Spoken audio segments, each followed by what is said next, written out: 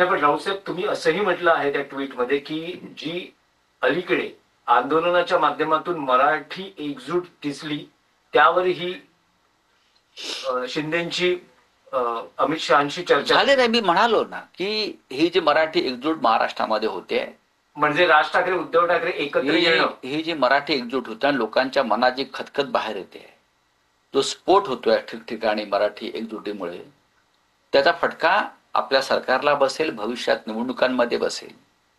विधानसभा आणि लोकसभेचं चित्र वेगळं होतं. तेव्हा आपण घोटाळे करून निवडणुका जिंकू शकलो, काही त्यांनी जे काही शब्द वापरले अनेक माध्यमातून.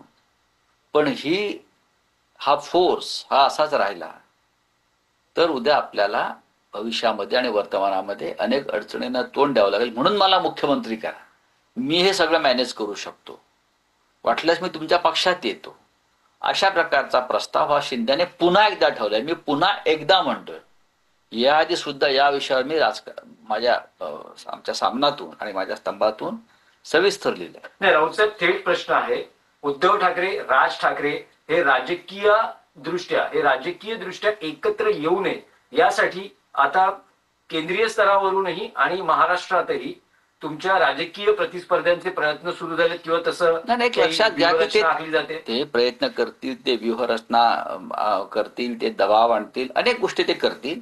हा त्यांचा राजकारणाचा भाग झाला, मी त्याच्यावरती बोलणारच नाही. पण लोक उत्स्फूर्तपणे बाहेर येत आहेत ना रस्त्यावर.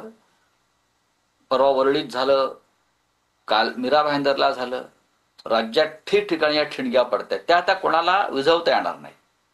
आणि ही भीती महाराष्ट्रातल्या सध्याच्या राज्यकर्त्यांना सतावते. पैशाचा अतोनात वापर होतोय हे खरं आहे. किंबहुना हजारो लाखो कोटीची कामं जी ठेकेदारांना शिंद्याने दिलेली आहेत आणि त्याचं किकबॅक आधीच घेतलेलं आहे. हा कळीचा मुद्दा आहे फार. निवडणुकीच्या आधी आणि नंतर साधारण 95,000 कोटीची कामं कोणत्याही टेंडरशिवाय ठेकेदारांना आधीच वाटण्यात आली शिंद्यांकडून, आणि त्यातली किकबॅक शेकडो हजारो कोटीची ही आधीच घेण्यात आली.